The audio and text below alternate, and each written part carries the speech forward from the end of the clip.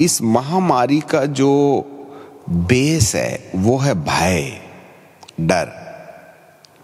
हर प्रकार की परिस्थितियों से, चाहे वह समाचार पत्रों से या व्हाट्सएप से या फिर यूट्यूब से, मीडिया के द्वारा जो जानकारी हमें सारे भारत की मिल रही है कि ये सज्जन चल पड़े, वो हमारे अंदर एक भय पैदा कर रहा है। और कल हमने एक बात बताया था कि हमारा जो ध्यान है वह संपूर्णतः इस धरती की ओर लगा रहने के कारण अशुभ सूचनाएं हमारे मन को व्याकुल और बेचैन कर देती हैं, जिसके परिणाम स्वरूप बीमारियों और दवाइयों से कहीं हटकर हम खुद ही मृत्यु को डर की दशा में वेलकम करते हैं और अपने शरीर से हाथ धो बैठते हैं। परंतु परमेश्वर का वचन हमें आज एक नए आयाम में ले जाना चाहता है, और वो आयाम ये है, क्या अंधकार में इतनी सत्ता है कि वो उजियाले के सामने ठहर सकती है? क्या सृष्टि, जिसको आगे चल करके हम लूसीफर से इब्लीस में बदलता हुआ देखते हैं और अध्ययन करते हैं, उसमें इतनी शक्ति है कि वे सृष्टिकर्ता का सामना कर सके? ये कॉन्सेप्ट हमको समझना है। सृष्टि होती है, सृष्टिकर्ता होता है। सृष्टिकर्ता ने सृष्टि को रचा था, लूसीफर को, वह इब्लीस बन गया, और जिसके परिणाम स्वरूप मानव के जीवन के अंदर अलग अलग प्रकार की नकारात्मक परिस्थितियों को उत्पन्न करने के पीछे इसी सृष्टि का हाथ है। परंतु सृष्टिकर्ता तो सृष्टिकर्ता है ना। अब हमारे सामने एक सबसे बड़ा प्रश्नवाचक चिन्ह सामने आता है। सृष्टि के द्वारा किए गए उत्पाद के ऊपर मैं और आप इतना ज्यादा चिंतन कर रहे हैं, और सृष्टिकर्ता के ऊपर में, जिसने संपूर्ण धरती और आकाश को बनाया, आपको बनाया, और वो जो आज लूसीफर बनकर के संपूर्ण धरती को नाश करने में तुला है, उस बड़े वाले परमेश्वर के बारे में, सृष्टिकर्ता के बारे में सोचने के लिए हमारे पास कितना वक्त है? यदि आज आप अपने जीवन का अवलोकन करें तो ये समाचार, वो समाचार, ये बीमारी, वो बीमारी, ये इलाज, वो इलाज सुनने और सुनाने में हम कितना समय खर्च कर रहे हैं? आप अपने दिल के ऊपर में हाथ रख के पूछें, और जिसने सृष्टि रची है उसके बारे में चिंतन करने के लिए आपके पास कितना वक्त है? तो पता चलेगा 99% समय हम नकारात्मक परिस्थितियों के चिंतन में अपना मन खर्च कर देते हैं, जो भयावह हो जाती हैं, और सृष्टिकर्ता जो कहता है मैं न छोड़ूंगा, मैं न त्यागूंगा, उसके बारे में सोचने के लिए लाइन दो लाइन में हम बात बोल करके आगे चल पड़ते हैं। तो इतना बड़ा परमेश्वर तुम्हारी किस शर्त पर मदद करे? तुम तो 90% उसका भजन गाते हो, और 2 मिनट के लिए उसका जिसने सृष्टि रची है। ये एक लैकिंग्स है, ये एक बैरियर है, ये एक शिकायत है। तूने मुझ जैसे जल के सोते को छोड़कर अपने लिए टूटे हौद बना लिए। तुम खाते तो हो पर पेट नहीं भरता, तुम पहनते तो हो पर गरमाते नहीं, कमाई को तुम छेद वाली थैली में रखते हो। वो छेद वाली थैली की रिपेयरिंग करने की आवश्यकता है।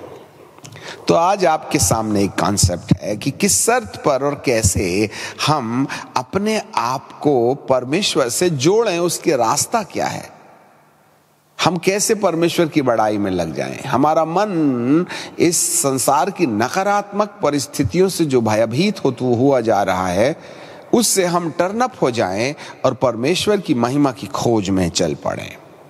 अब उसके वायदों को भी तो याद कीजिएगा, जिसके पीछे परमेश्वर की प्रतिज्ञाएं छुपी हुई हैं। सो हम आपके लिए आज पढ़ना चाहते हैं हबक्कुक की किताब और उसका 2 अध्याय और उसका 14वां पद। हबक्कुक चैप्टर 2 एंड वर्स 14 है। वहां ऐसे लिखा है, क्योंकि पृथ्वी, वर्ल्ड वाइड मैसेज याद रखिएगा, क्योंकि पृथ्वी यहोवा की महिमा के ज्ञान से ऐसे भर जाएगी जैसे समुद्र जल से भर जाता है। समुद्र जो है वो जल से भर जाता है, 1/3 धरती जल से ढकी हुई है।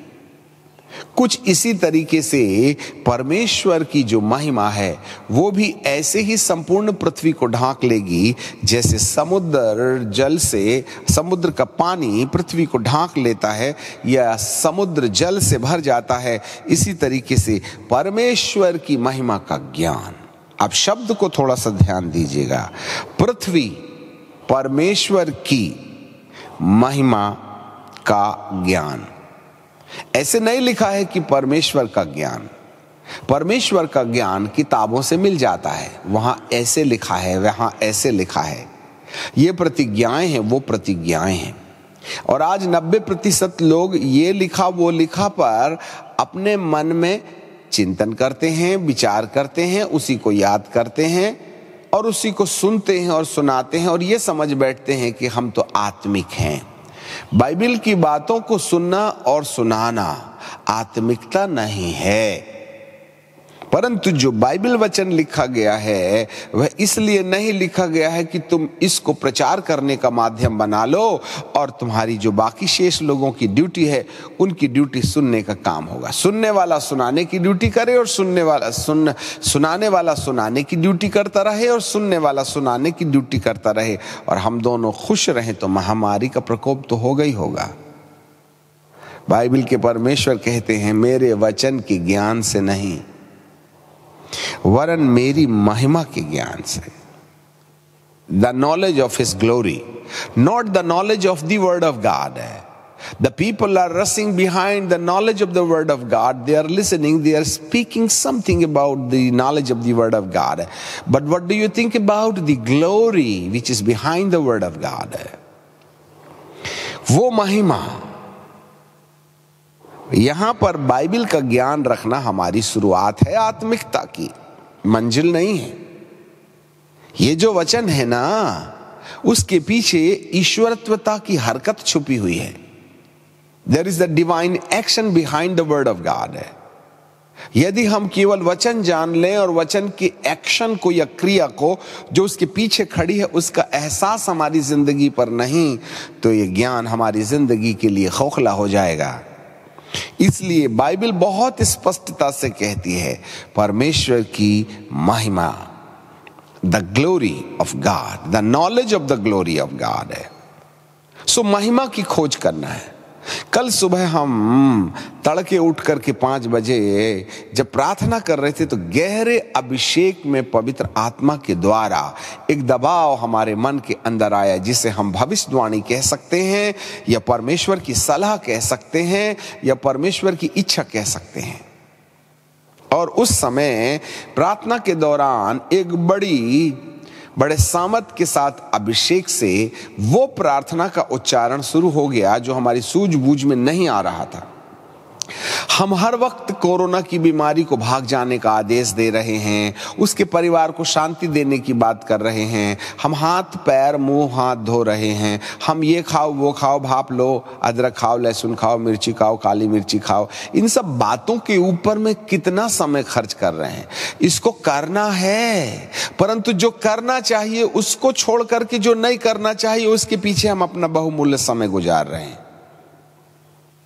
जब आपको अदरक लहसुन भाप और दवाइयों के ऊपर ही यकीन है तो खुदा का क्या काम है आपकी जिंदगी के अंदर में। यहां पर हर अंधकार को दूर करने के लिए उजियाले की आवश्यकता होती है। ऐसा कोई अंधकार नहीं है जो उजियाले के सामने ठहर सके, पर आपने तो उजियाले लाने का प्रयास ही नहीं किया है ना। आप तो भाई के साए के नीचे पड़े हैं ना, दवाइयों के साए के नीचे पड़े हैं ना, उसने ये बोला के पीछे ना पड़े हुए हैं। बाइबल की प्रतिज्ञाओं के बारे में आपका क्या सोच है, जिसके पीछे एक ईश्वरीय व्यक्ति खड़ा है। जिस दिन वो उदय हो जाएगा अंधकार की सत्ता को जाना ही पड़ेगा। हम उसको तो नहीं जगा रहे, परंतु जो अंधियारा है उसको भगा रहे। हम कोरोना की दुष्ट आत्माओं को निकाल रहे। अरे भाई साहब, वो हमारी ड्यूटी है, करना भी चाहिए, परंतु कोरोना की दुष्ट आत्माओं को भगाने से पहले तुम्हारे पास भगाने का अधिकार भी तो चाहिए ना।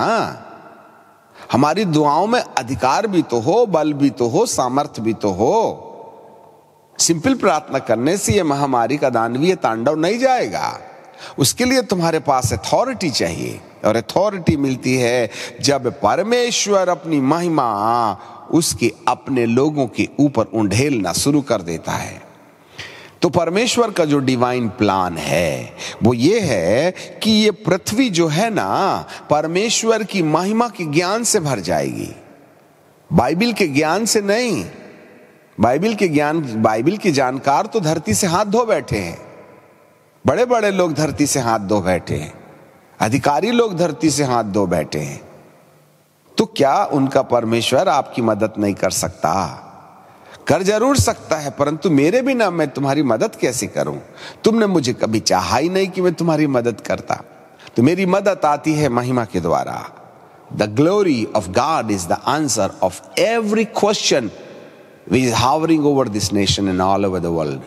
इस संसार के अंदर में नकारात्मक हर प्रश्नवाचक चिन्ह है, महिमा के प्रश्नवाचक चिन्ह का उत्तर महिमा के अंदर छुपा हुआ है। महिमा और कोई चीज नहीं है वरन परमेश्वर की हरकत है, द डिवाइन एक्सपीरियंसेस। जब परमेश्वर हरकत करना बंद कर देता है तब अंधकार का साम्राज्य आ जाता है, परंतु जब परमेश्वर का राज्य अर्थात परमेश्वर अपनी हरकत करना शुरू कर देता है तब जो है अंधकार का साम्राज्य विनाशकारी हो जाता है, अर्थात विनाश लीला में चला जाता है।